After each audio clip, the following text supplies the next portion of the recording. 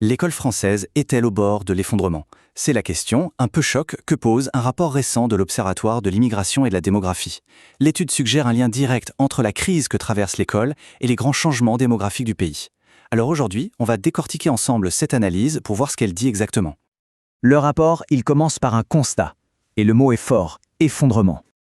Avant même d'entrer dans le vif du sujet sur l'immigration, il faut bien comprendre le contexte de crise que le document décrit. C'est vraiment le point de départ de toute l'analyse.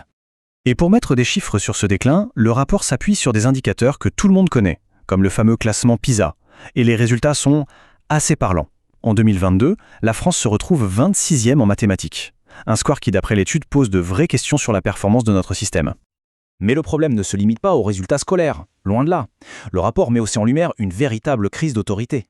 Le nombre d'incidents graves signalés a plus que doublé en à peine 3 ans. C'est un signe, selon l'étude, d'un climat scolaire qui se dégrade vraiment très très vite. Et bien sûr, cette crise a un coût humain. Le nombre de démissions chez les enseignants a littéralement explosé. On parle d'une hausse de 567% en 10 ans. C'est vertigineux. L'étude y voit la preuve d'un véritable exode qui montre que pour beaucoup, les conditions de travail sont devenues insoutenables. Mais alors, comment expliquer cette crise qui touche à tout? Le niveau, l'autorité, le moral des profs. C'est là que le rapport avance sa thèse centrale. Il établit un lien direct avec les transformations démographiques du pays. Voyons un peu les chiffres qu'il met en avant pour soutenir cette idée.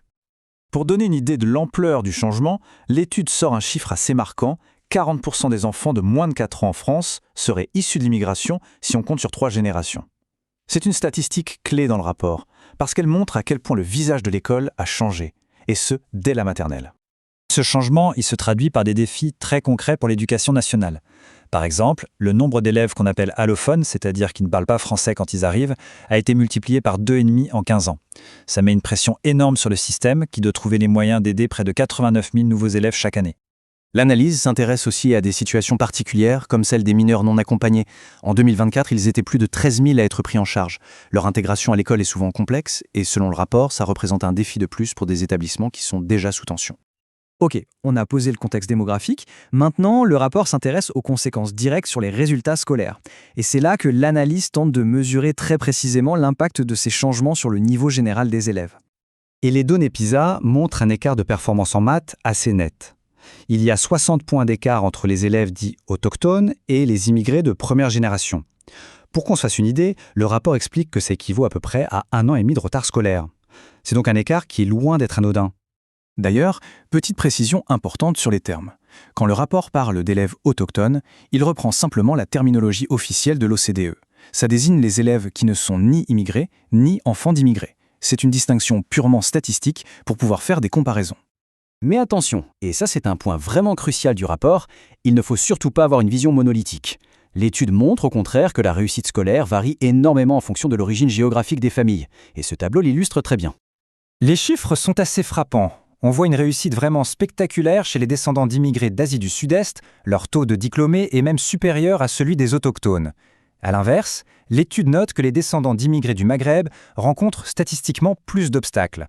C'est une nuance qui est absolument essentielle dans l'analyse. On en arrive maintenant à la partie sans doute la plus sensible du rapport. L'analyse ne s'arrête pas aux notes et aux diplômes. Elle avance que ces changements démographiques créent un véritable choc des cultures qui viendrait perturber le climat général dans les établissements. Pour appuyer cette thèse, le rapport cite des données de sondage, comme celui-ci de l'IFOP. Et le chiffre est pour le moins troublant, 71% des enfants de 2 parents immigrés extra-européens qui ont été témoins de violences antisémites les auraient approuvés. Le rapport y voit un signal extrêmement alarmant sur l'érosion des valeurs communes à l'école. L'étude établit aussi un lien entre les flux migratoires et la montée des tensions religieuses. Ces graphiques montrent, d'un point de vue purement statistique, une forte corrélation entre l'origine migratoire et le fait de se déclarer de confession musulmane. C'est un élément factuel que l'étude utilise ensuite pour développer son analyse sur le communautarisme.